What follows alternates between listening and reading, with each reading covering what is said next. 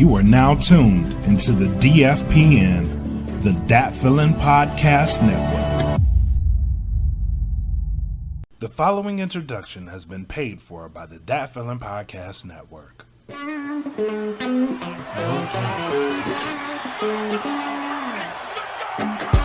is the No Gimmicks Podcast. This is the No Gimmicks Podcast. Hosted by Frank D and Blak. This is the No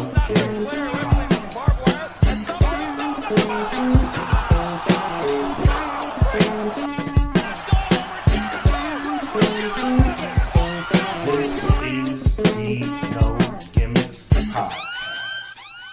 The following Woo! Welcome, ladies and gentlemen, to a special Friday edition of the No Gimmicks Podcast. I am Blak Makk, joined by Frank D, the fabulous Frank D. That's right. Let me get all the other shit out the way first. Shout out to Plugs Earbuds.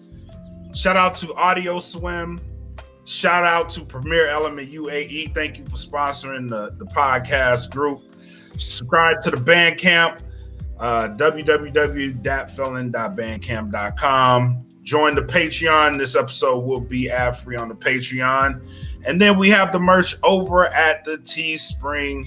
So go and cop the merch. Now, tonight was heavily hyped for months. This was the promising of the dawning of a new era in AEW. And tonight, they did not waste time. Opening of Rampage. The United Center is going absolutely apeshit off. One second, bro. 1 second. Go ahead. So I'm looking at the chat right now, right? So we got Jessica who's watching this right now. She says it hasn't come on yet in Vegas. Jessica, I'm sorry, sweetheart, but CM Punk is fucking back. Listen. I'm sorry. Yeah. Free love. I'm sorry. Yeah, we got to talk about this shit, bro.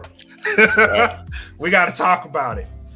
The United Center was going fucking bananas. As soon as the pyro and shit was done, the chants had started.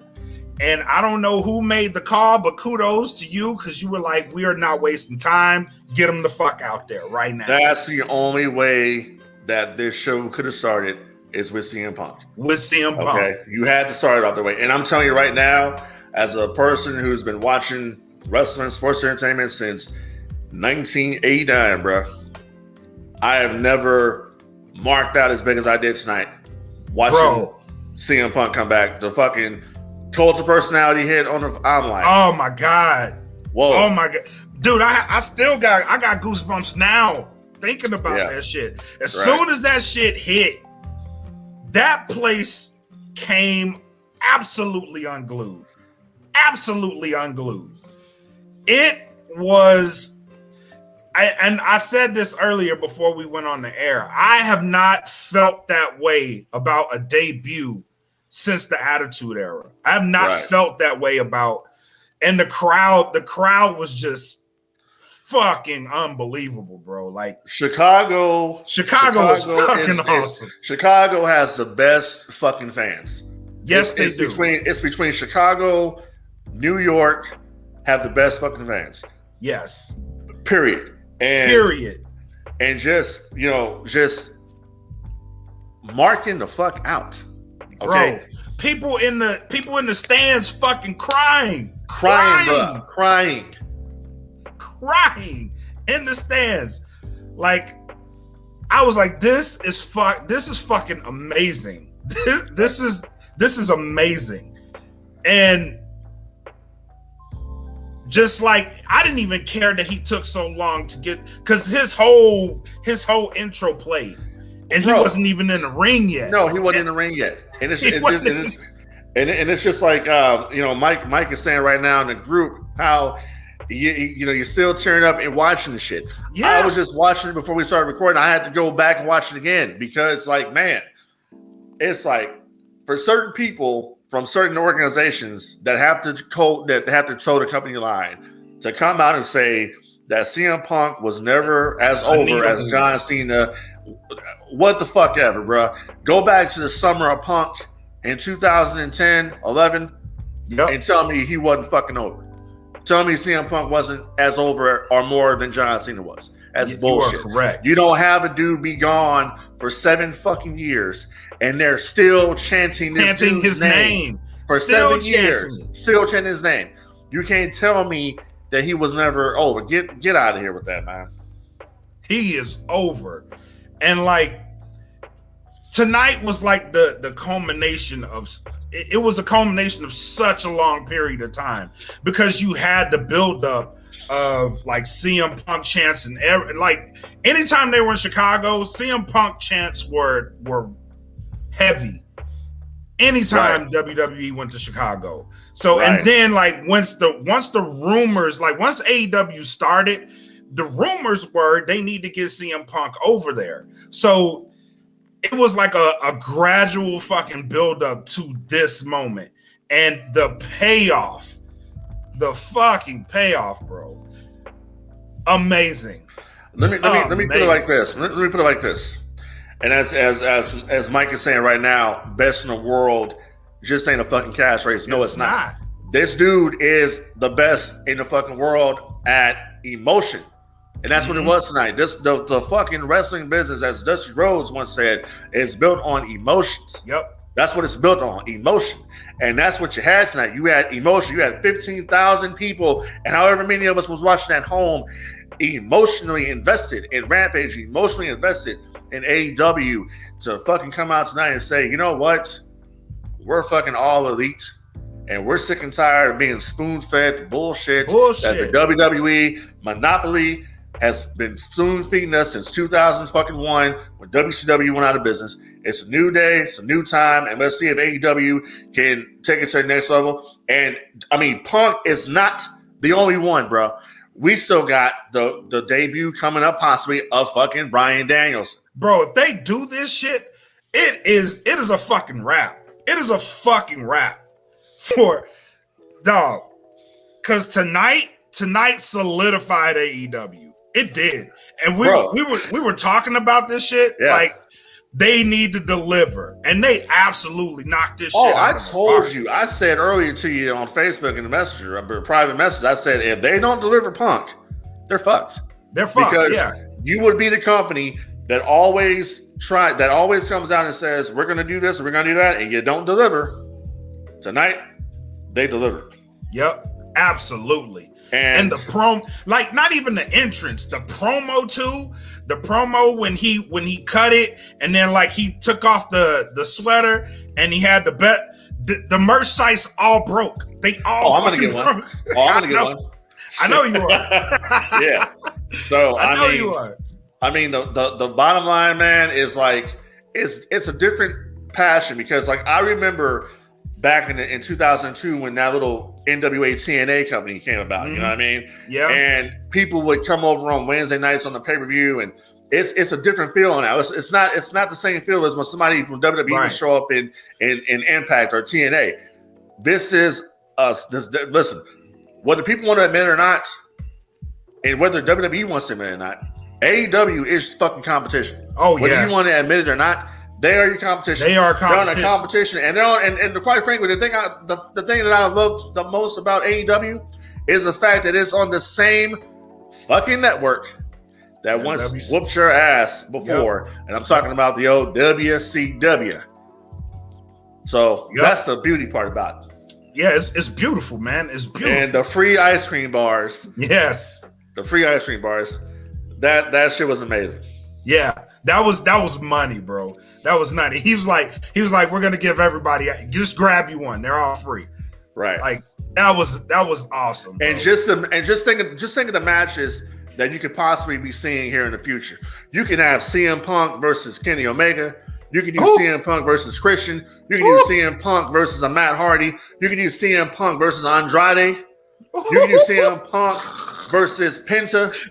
Bro, I'm so many excited. People that you can put them in there. We could possibly even see CM Punk versus Sting. We probably could. And it would make fucking sense. Exactly. Because he's doing Darby. He's doing Darby Allin is his first match at All Out. And how he set that up was great. He set it up perfectly. Knew he was up there. Look up there at him. Oh my God. Let me tell you something, man. When I saw Sting up there in the Raptors, that was 13-year-old me in 97 watching WCW Nitro. Because I remember that building. He was in the Raptors. He came down and came in there with Macho Man. They did that whole angle. So that's like AEW, honestly, is the closest thing we will ever get to WCW. Yeah, you are right. Period. You are right.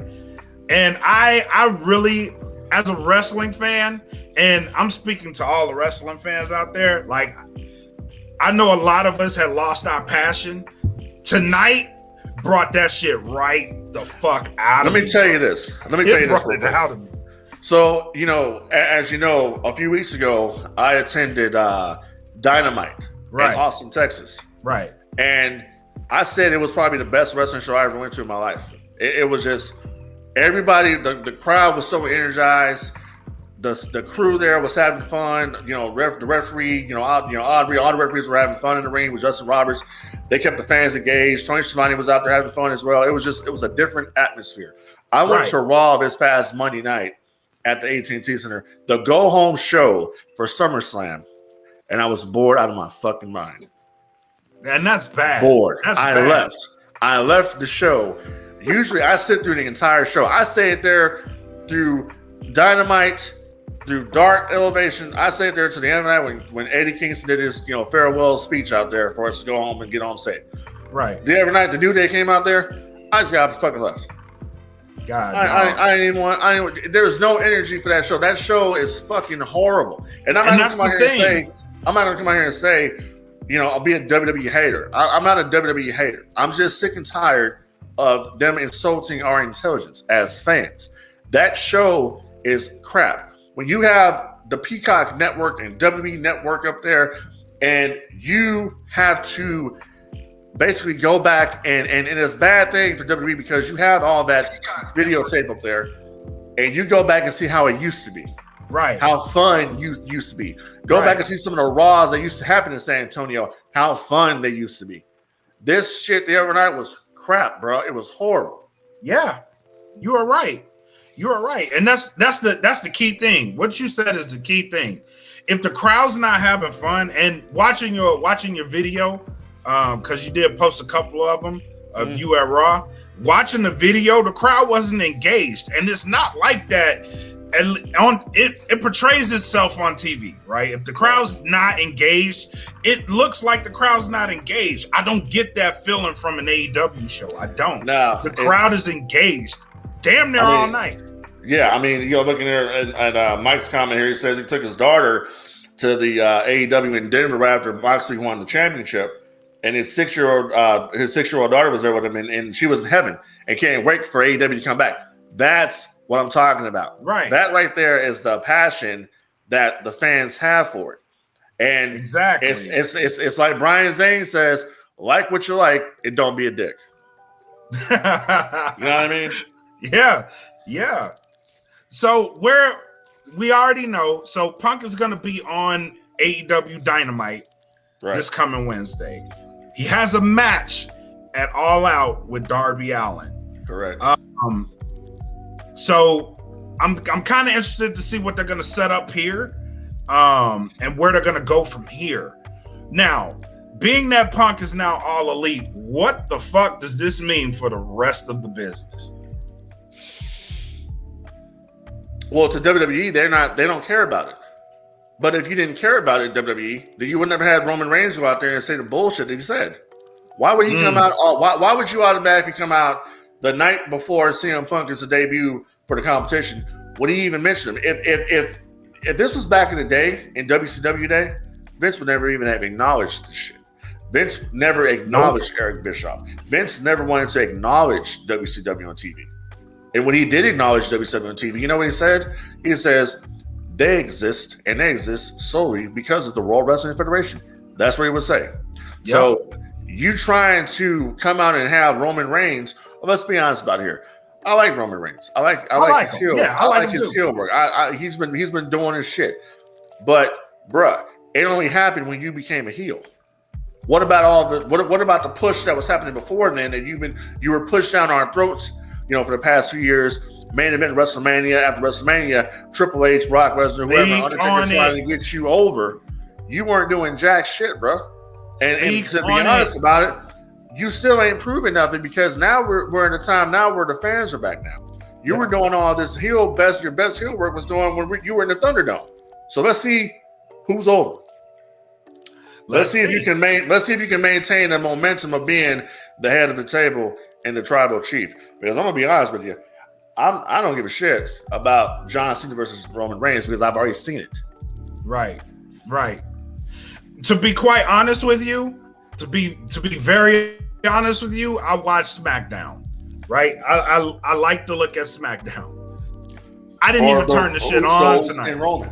For Roman and the Usos. Right. I didn't even turn the shit on today. Right. I don't need to watch it. I'm good. I am good.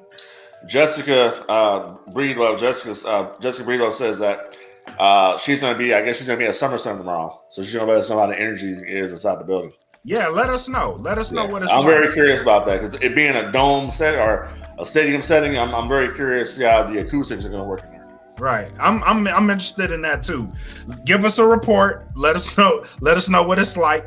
One thing I'm very interested on tonight is the ratings. I want to see the ratings for Rampage, and I want to compare that with the ratings of SmackDown. Well, you can't. I mean, here's the thing. Okay, so SmackDown is on before Rampage. Right. They're on. It's not necessarily direct competition. Right. So you can't really compare the two because SmackDown is always going to be. SmackDown is always going to get the bigger rating than. You're Rampage. Right. What I want to know, SmackDown's a 2-hour show.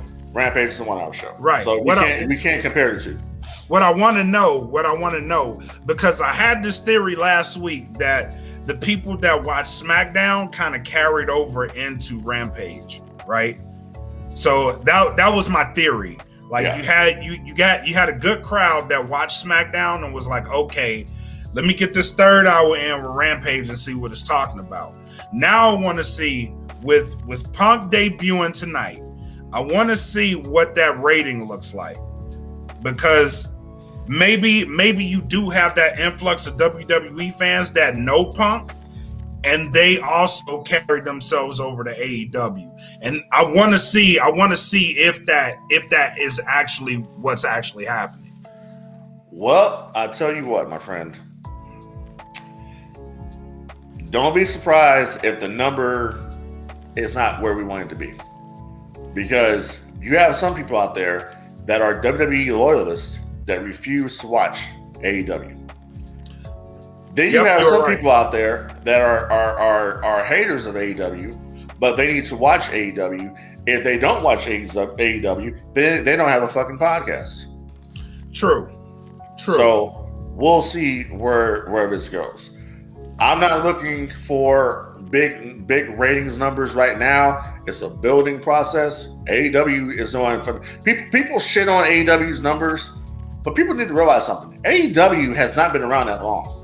They're doing good numbers. They're doing better numbers than any other federation that would have came in at this point. They got a network behind them, okay, and very shortly they're going to be off of TNT, moving the show over to TBS. So we're going to see where that goes. Me personally, I think Rampage is eventually going to need another hour. Oh yeah, most definitely, especially after the night. If you watch Rampage tonight, like in my mind, I was like, this hour fucking flew by. Right. Because I was engaged the whole show. And what was really interesting to me is they had Private Party versus Jurassic Express. Jurassic Express. They had them right after CM Punk. And I was like, I was really skeptical of that match. I was like, I wouldn't have put this match right after CM Punk because it has the potential to flop. Because that crowd was fucking nuts, bro. It was nuts. They were into the match. They were into the match. They were into the match. And they were hyping the fuck out of that match. The crowd was, because they were giving the crowd a reason to stay engaged to the show. And I was like,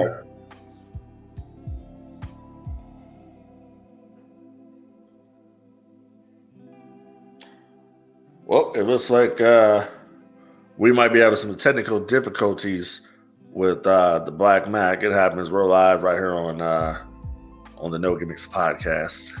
So I'll put in my 2 cents here and see what we got. Bottom line is that AEW has a lot of momentum right now. AEW needs to keep that momentum. And CM Punk will bring in the viewers, but it's up to AEW, Tony Khan, whoever's writing the show. It's up to them to maintain the viewership. So that's what we're going to have in the future and see exactly what goes down. And the Blak Makk. Oh, it's just Frank D now. So now Frank D has to carry the show. So I will tell you this.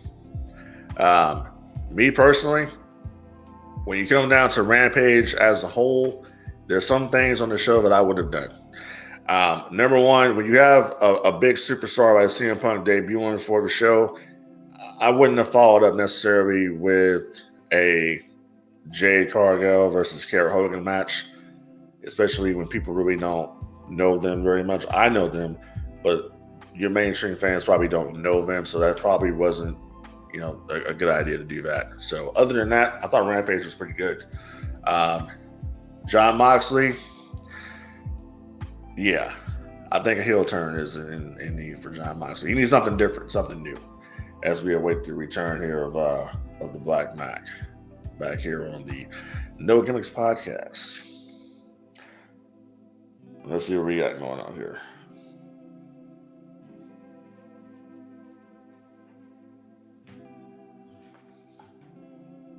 Well, we don't have the Blak Makk yet, and Frank D's going to continue to carry it. So let's go ahead and let's talk about something else that I'm passionate about here. Let's talk about Halloween. Halloween Kills coming up next October. And hopefully this time around, we'll actually go and get the movie in the theaters. As you can see behind me, I'm a big Halloween fan. I got the mask up there here in my my man cave. And I would definitely love to see this movie be successful. I'd love to see them come out with future Halloweens. I hope Halloween ends in 2022. It's not the end of the franchise. I don't think it will be.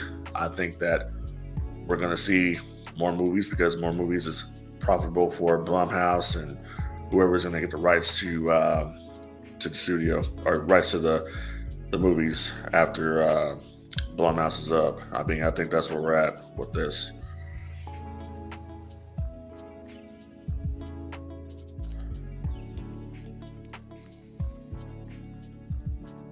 Reading some of the comments here, going back up, Punk versus Omega. Yeah, Punk versus Omega. I think that would be match of the millennium, but that's who. I mean, it would be a good match. Don't get me wrong. You got it's a main event caliber match, but at the same time, we haven't seen CM, but we're seeing CM Punk come out tonight, and we haven't seen him wrestle in 7 years. And you have a guy like Kenny Omega who's actively wrestling. Kenny Omega is actively performing. He's the AAA champion. He was the Impact champion. He's the AEW champion. So in that regards, can CM Punk hang with Kenny Omega? The style has changed. It's a much more physical style now. It's a much more strong style than it was when CM Punk was in the WWE. So that's going to be very interesting. But I do agree with Mike here that it would be definitely a millennium big time matchup there.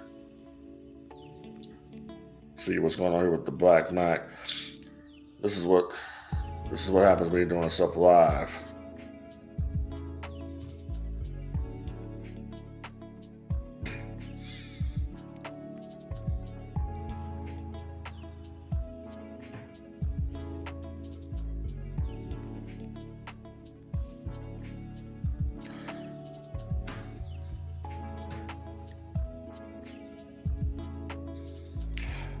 Well, looks like Mr. Black Makk's internet over there. I guess it flaked out on him.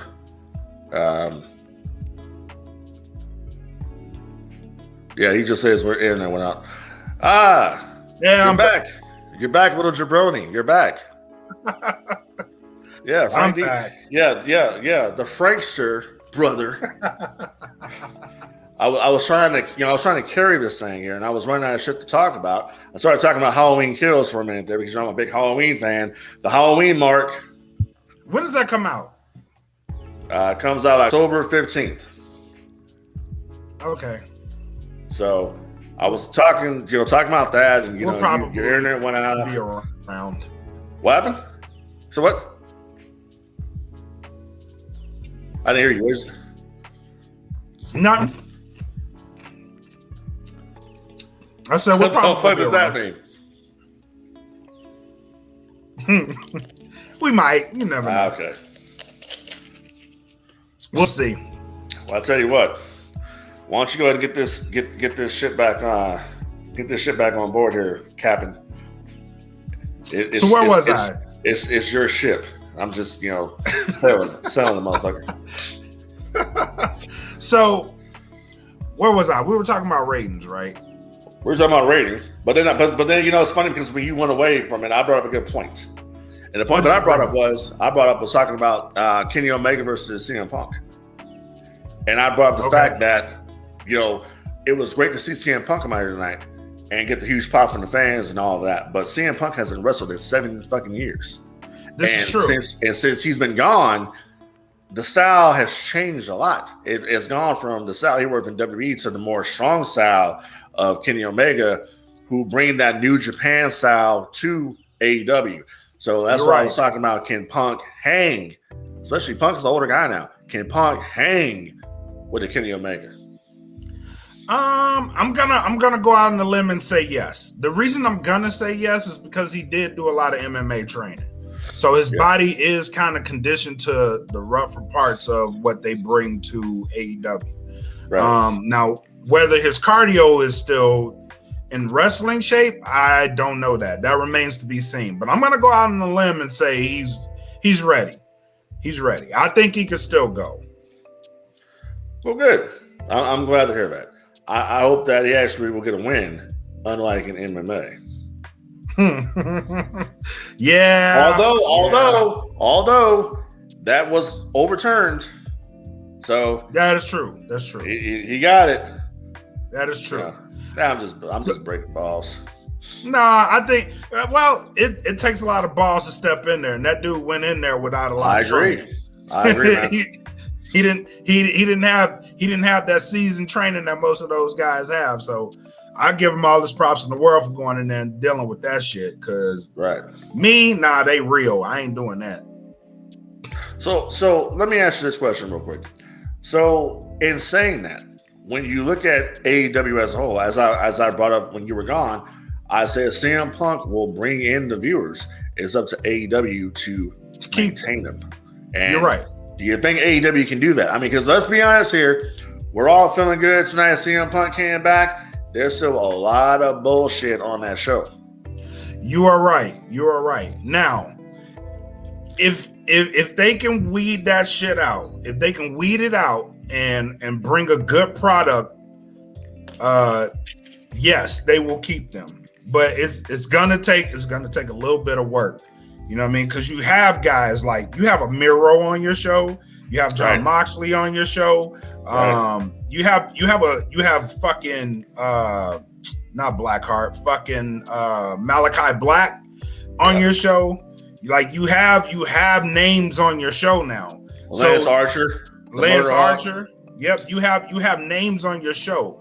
And if you could put this together where you have a solid story from guys like that, and you can elevate some of your younger talent to make them look good, i.e. MJF, yes, you can keep the viewers. God. Bro, I didn't even think about MJF. I mean, MJF versus CM Punk.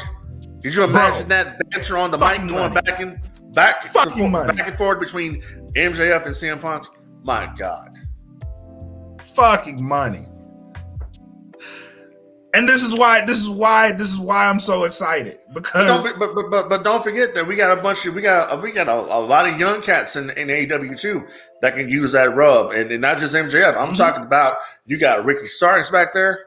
Yep. You got fucking Powerhouse Hobbs back there. Yep. You got a bunch of cats back there. You got Dante Martin fucking coming up. You got a bunch of talent. You have a bunch of talent that you can elevate, which is why I loved his promo, because his promo was, all right, I want to work with some of these young guys, and then immediately calls out Darby Allin, which I thought was great. So him starting, but Darby Allin called him out first. Yeah, he did. Yeah. Like, if you are the best in the world, come to Chicago. Right. He said, "Here I am." Right. Here I am. Yeah. So it's a great time to be a wrestling fan, bro. Oh, hell yeah. It's a fucking great time to be a wrestling fan. Yeah. This is like I said before. This is, to me, it feels like, you know, the Monday Night War kind of, but different. Yeah. And it's actually real competition. And with the releases, the amount of releases that WWE has had in the past few months, I mean, who else do you think AEW could pick up? And I'm not saying like AEW is a place where everybody needs to go there and they need to be hiring everyone. You don't want to do that.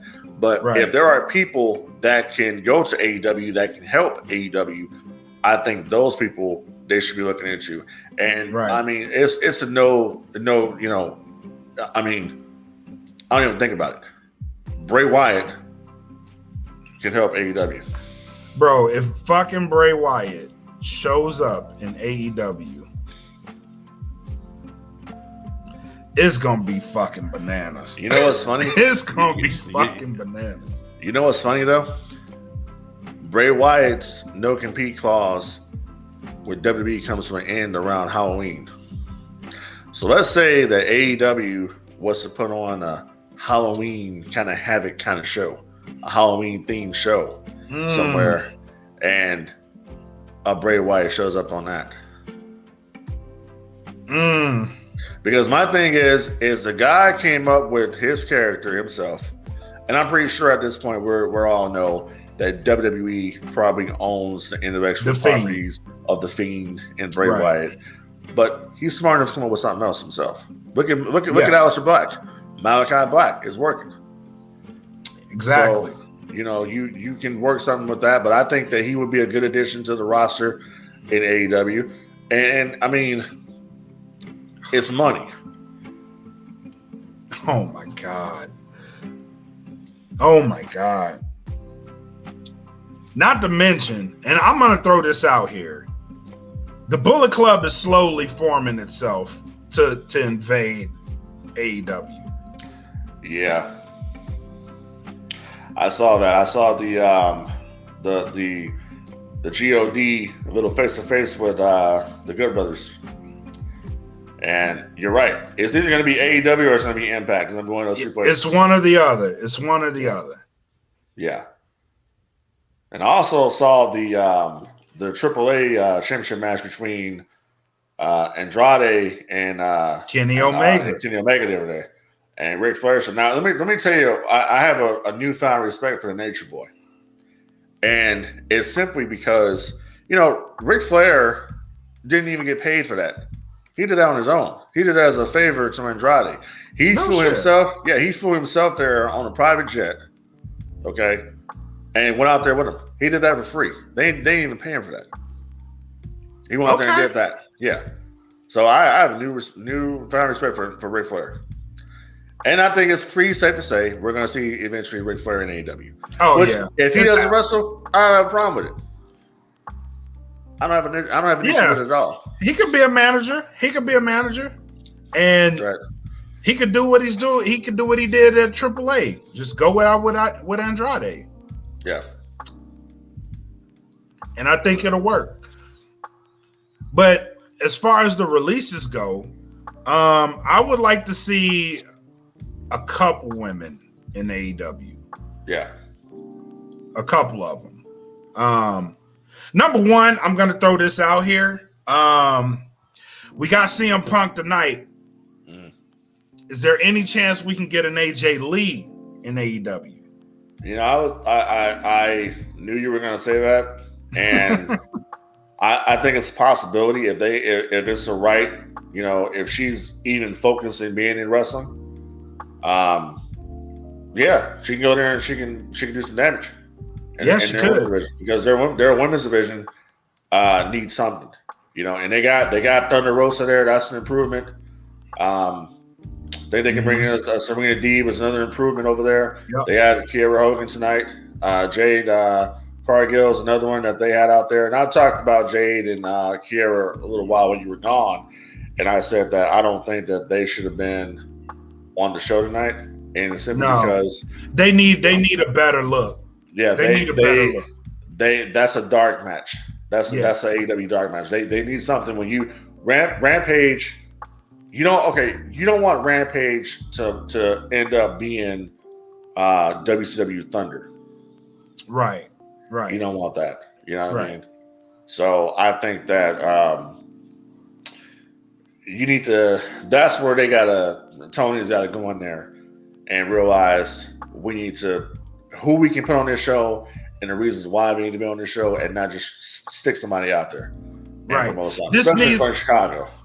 This needs to be an A show that's not an A show.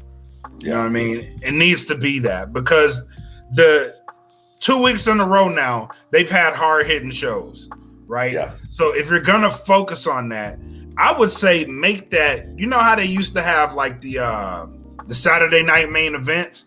Like it was a big deal. It was a big deal. But you know what I mean? They put the talent they wanted to feature on that show. Mm. I think if they go that route, then Rampage is going to be fucking amazing. Yeah, but you know, like I said, Rampage is starting off like Thunder did. When Thunder first started, they had the big stars on there. You know, the big you had Macho on there, you had Hogan. You know, I just don't want to see the show fall into that territory of Thunder when Thunder was really, really bad. You know? Right. AEW, you got enough roster people over there. You got enough wrestlers over there. You can do something special. I'm just like, you can do a lot of good shit on there. Yeah, exactly. Yeah, so that's my whole thing. Just don't fuck it up. Yeah, I agree with that. So, with that being said, anything else you want to talk about? I mean, shit, bro. I mean, what else is there to talk about? You know what I mean? Nothing. We could talk about SummerSlam, but it won't mean as much. You know what I mean? I mean, you can talk about it. I call it Summer Scam myself. Did tonight do damage to tomorrow? Is what I'm asking. No, I don't think it did. You don't think it did? No, people are still going to go. I mean, the thing about it is that, you know, I can watch because I'm like this. I can watch AEW and still watch WWE, and I'm not picking one side or the other. I'm just saying right here, I think that WWE sucks, and I have reason to say that because I was there. I agree with you. That's all it is. It's not, you know, I'm saying one's better than the other. I'm talking about the momentum is on AEW side right now. But like I said before, when I was coming up, I watched WWF. I watched WCW, I watched ECW, I watched, you know, NWA TNA, NWA Wildside, all that shit. I was more of a WCW guy throughout the Monday Night War. So I'm more partial to AEW because it reminds me of WCW. Yeah, me too. So I was a WCW guy. Yeah. And now that we have something on TNT, and it just feels like what WCW was. Exactly. You know what I mean? It does. It gives me that feeling. And then unpredictability. It gives me that feeling. And I love what they're doing with the stories. And at least there's there's always callbacks in AEW. And I love that. I love it because it means they care about the shit they're putting out. They're not just gonna give you like a story and then the shit's ending in like 3 weeks. Like there's gonna be a callback at some point. You know who's responsible for the creative in AEW from what I read? Who's that? That's Tony Khan and QT Marshall. No shit. Yeah. Huh. That's what I read. Kudos to him. Kudos to him.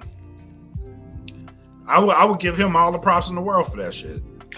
Well, I would too as well. But see, AEW, you need somebody in there like a Frank D. All right. Oh I was a fan. Listen, I was a fan of WCW too, so I got ideas out there. You know what I mean? Yeah, I know. Like, come on, let's have that. Let's have Batman come to Haddonfield and grab the Michael Myers. Are you serious right now or no? Dead ass.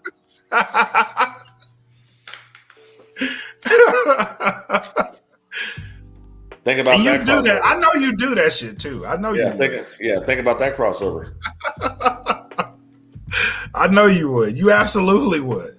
Yeah, I gotta turn my water bottle around because we're not sponsored by the Dasani. Nah. I was talking to somebody about water the other day, and I'm like, Dasani's fucking gross, bro. Stop drinking Dasani. Hey, you know what? I'm drinking Dasani right now, and it's fucking great. No, bro. No. Now, can someone help me out? Not all water tastes the same. Hey, listen. This is a part of the show where we're slacking because we're talking about fucking water. No. Because wrestlers drink water too. And you know what they drink? Not fucking Dasani. Right.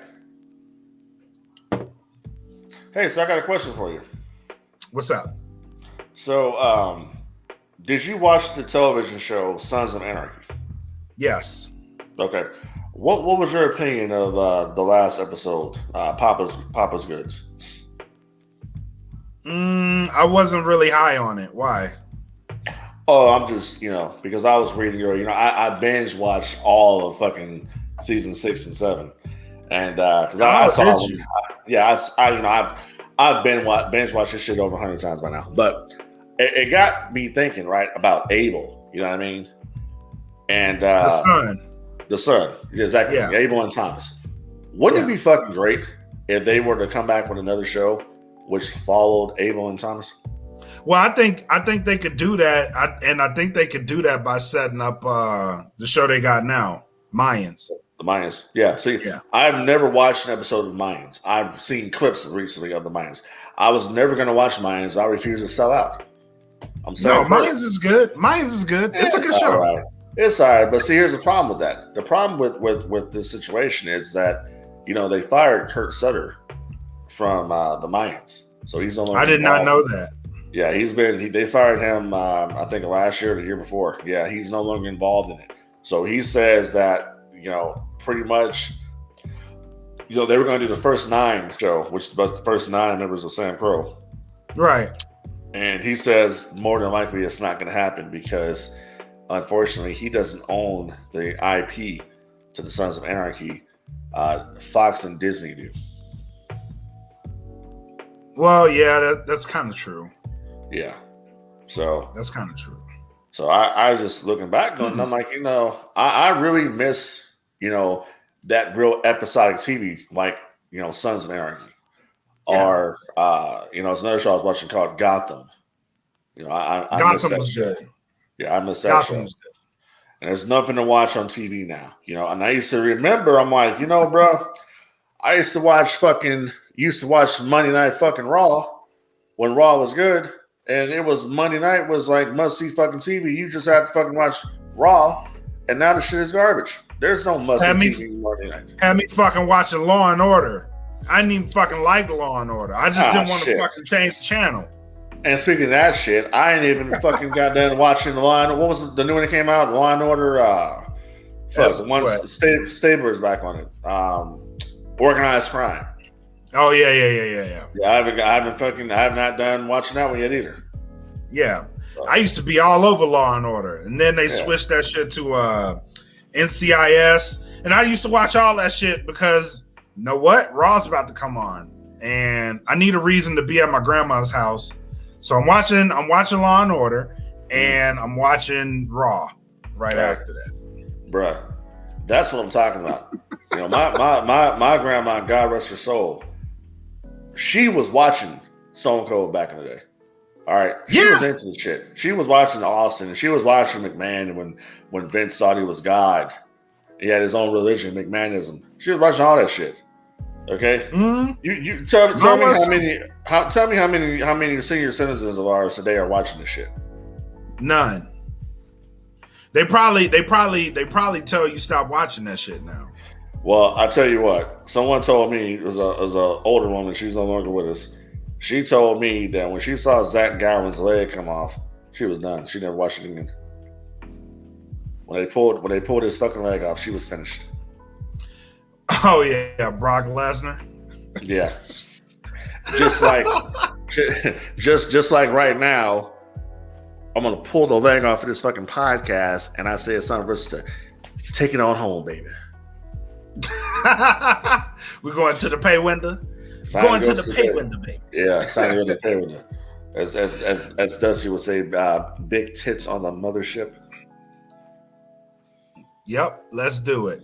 So, so thank y'all for tuning in to No Gimmicks, man. We had to do this episode because we had to strike while the iron was hot.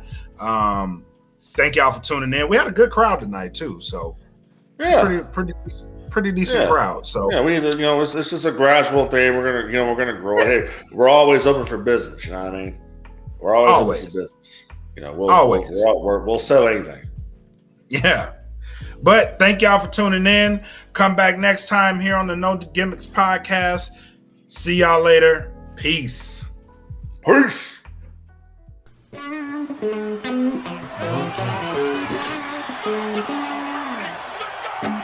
This is the No Gimmicks podcast.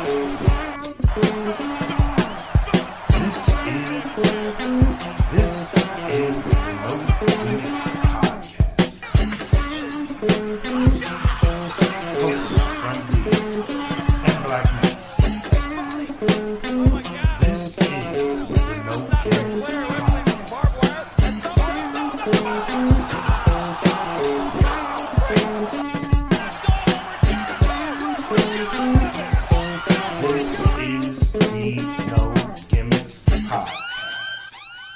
The following